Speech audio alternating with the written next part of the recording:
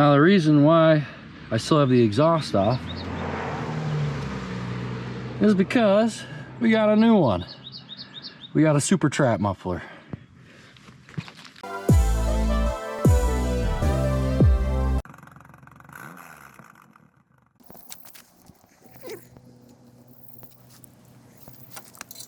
What's going on, everybody? It's Nice Pants Lance, back again to give a little commentary. This time we're installing a super trap muffler. We're installing 3 K&N pod filters, a breather filter, and a filter for the air intake temp sensor. Once we're done with that, we'll be remapping the bike and fully unlocking it. If you're curious to see how exactly I got the exhaust pipes off, check out my last video. I'll put it in the top right corner.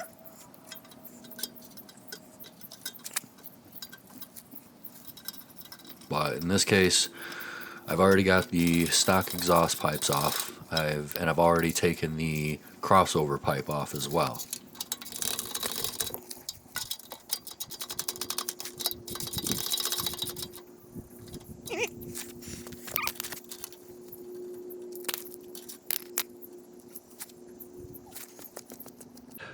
We got the car tire on.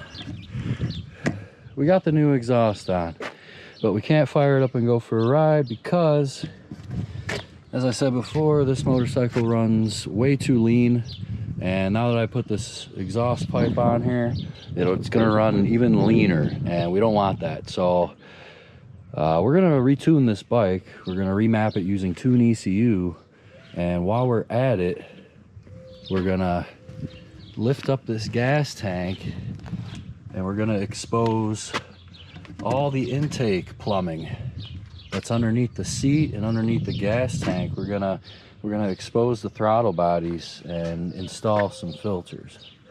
In order to expose the intake plumbing, you gotta first take off the seat, and then you have to remove 2 bolts that are on the bear claw. One of them is underneath and the other one is on the front. The bear claw is the intake cover, or maybe it's more of a throttle body cover.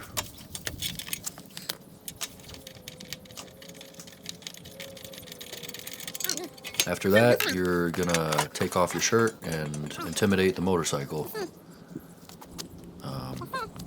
and that'll allow you to lift the gas tank up and install the prop that holds that gas tank up.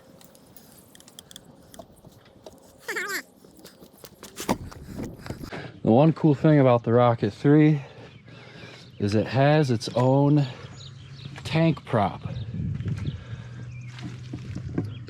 This little tank prop sits right in here, and you can use it to hold up the tank so you can access the entire top of the engine. So we're gonna use that to our advantage for extra space to get all this intake garbage out of there.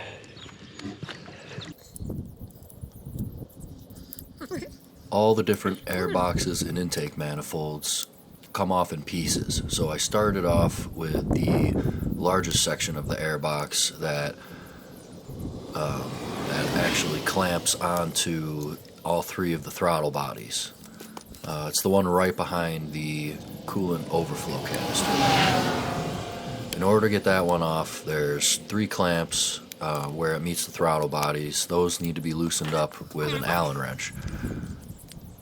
There's also a clamp that's on the inside underneath the tank, and that one can be a little tricky to get to, but just make sure you have plenty of tools and different kinds of Allen wrenches and Allen bits if possible. So once you get all the different spots unclamped and loosened up, then you should be able to gently start wiggling the airbox free from all the clamps. If it doesn't want to budge, always stop what you're doing and check to make sure you didn't forget a bolt or 2. I believe there are actual bolts that do nothing but hold the airbox down. So not only will you need to remove the clamp bolts, or rather loosen the clamp bolts, but you'll actually need to unscrew the bolts that hold that airbox down onto the frame. You may need a set of Torx for that. I can't quite remember.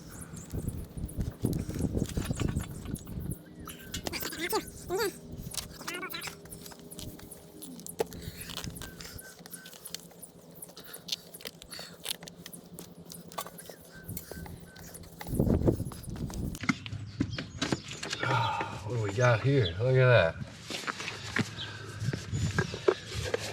Not bad. Butterfly valves. The next piece of intake plastics actually have the air intake temp sensor that's screwed down into it. So you got to be very gentle and use box end wrenches or a crescent wrench to get that sensor out. That's going to stay with the bike, and we're actually going to put a filter over that air intake temp sensor to help protect it. Whew. All right, another part down.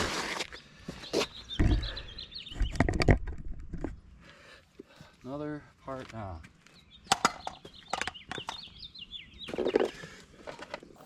Next comes the hardest intake tube to remove from the motorcycle. The Allen clamp that you need to loosen is right down at the base of the gas tank where that tube meets the airbox under the seat, and it is impossible to get to and impossible to see. Your hope here is that removing your shirt would intimidate the motorcycle into unscrewing the bolt itself. But at this stage of the game, I had to walk away from this problem and start doing something else just to get my mind off of what a shitty task it is. So here I am, taking the cover off of the airbox under the seat, which does absolutely nothing to help me get that tube clamp loose. Got that big old air filter out.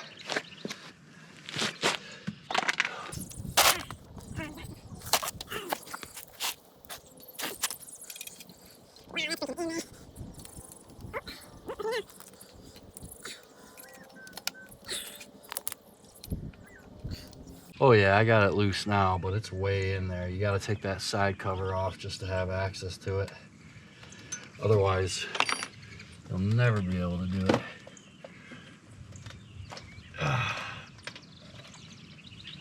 See, there it is.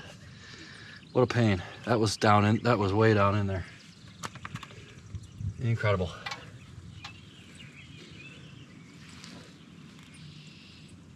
It's just an empty space now.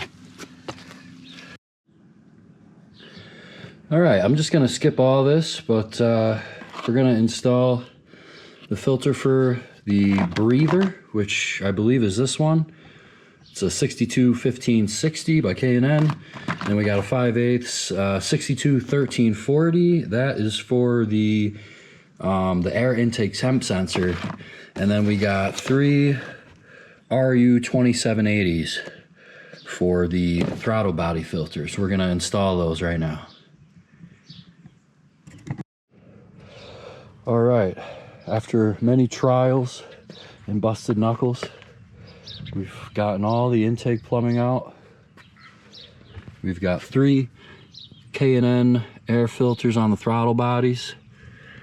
I've got the air intake temp sensor down there, and we got the breather filter on there. In there, it's hard to see, but that was a pain in the butt to get on there. Had to use a hose clamp. Had to get a hose clamp off of there.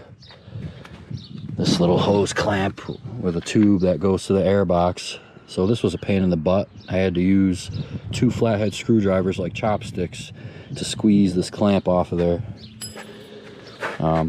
But yeah, that's pretty much all the filters. We're gonna put everything back on, put all the covers on, drop the tank, and we're gonna tune this thing. All right, so it is the following morning. I did not get a chance to tune my Rocket 3. Turns out, because this is a 2015, the OBD-Link LX Bluetooth connector won't work on this. It'll read and do like diagnostics on this bike, but you cannot remap a 2015 Rocket 3 using that Bluetooth connector. You have to have the cable. So shout out to my buddy Mark for letting me borrow his cable. I reached out on Facebook, and my homeboy, who has owned Triumphs before, let me borrow his cable. So what time is it? It's like 9 in the morning, and the sun is shining, and we're gonna remap this bike using the cable. So I got the Lone Lec cable with a Type-C adapter going into my phone. Very important for this operation. You need a battery tender or battery charger hooked up to your battery, as remapping is a very, very battery draining procedure. So another thing to help out with the whole battery draining is to remove the fuse for the headlight, because you need the bike to be on in order to you need the bike to be on in order to remap it. So instead of letting the headlights drain the battery while you're trying to remap, we're just gonna unplug this fuse. Come on, baby. Get in there. All right, I'll tell you what. We're gonna here it is. My tiny little Leatherman.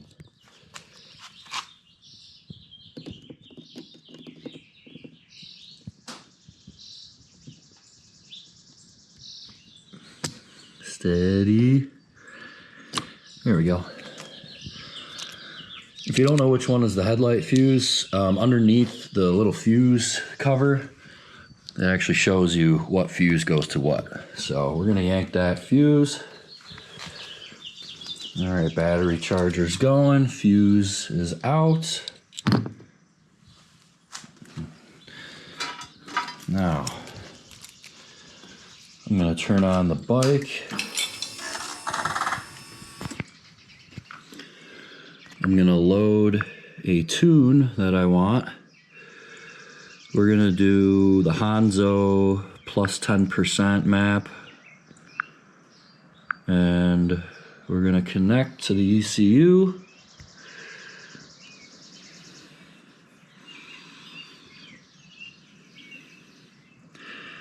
And it looks like we have connected. Beautiful. Excellent, excellent. So just to make sure I got the right map open, I'm going to switch to another map and then switch back. Yep, unrestricted D-cell Hanzo tweaks top end. Okay. We got the fuse out. I'm just double checking. The headlight fuse is out. The running lights will stay on, but that's okay. That's all right. We got this battery charger doing its thing here. 12.7, we got it charging. It's important to do this because if the battery dies or something interrupts the reflash, it can brick the ECU, and there is an ECU recovery process, but it's not guaranteed to work every time. So you definitely want to make sure you do it right the first time. All right, because I'm paranoid, map unrestricted D-cell Hanzo. We're gonna reprogram, remove the headlight fuse, and connect a battery charger. Already there, buddy. Incorrect values can damage the engine. Confirm to reprogram. We're doing it.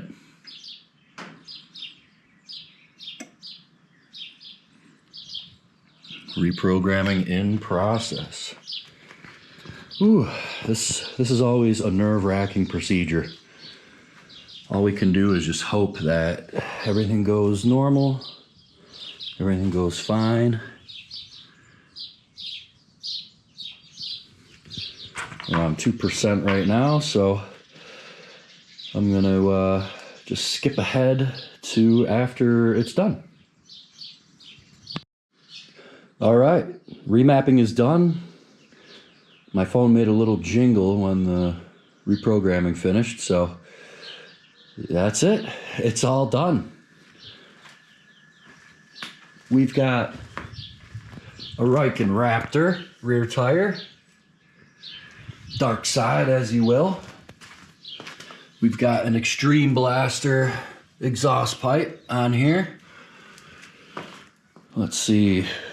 We've got a new breather filter. We've got all the intake plumbing removed. We got filters. We got filters here. And we have officially remapped it with a super powerful map. It's actually designed for a larger diameter headers, but I ran it on my last Rocket 3 that was set up like this, and it ran just fine. So I'm using the same exact tune that I had on my previous Rocket 3.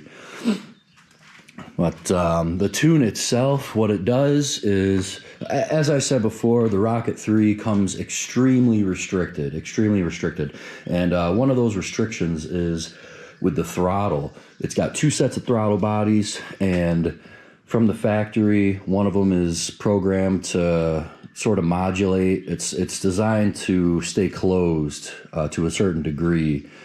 So the tune that we've installed on this bike opens up that secondary set of throttle bodies 100%. So in all gears. So when you're twisting the throttle on this thing, it's only opening up one set of plates. The other throttle body plates are going to be open 100% all the time. So this thing is unrestricted. The radiator fan is programmed to kick on a little bit earlier now. The temperature at which the fans come on is reduced, so that'll help out with the heat that this bike gets. Same thing with the richer tune, that'll help out with the heat. It'll pump out way more power as well. So I'm very excited, super stoked to get a Rocket 3 and essentially modify it exactly how I had my other one, minus some cosmetic things. But yeah, I'd love to fire this up right now, but unfortunately it's like 9 in the morning. It's very quiet around here, and I do not want to win Worst Neighbor of the Year award, so I'm actually gonna wait like an hour before I start up this extremely loud motorcycle. I can tell you right now, it's gonna be extremely loud. So, all right, I'll catch you soon.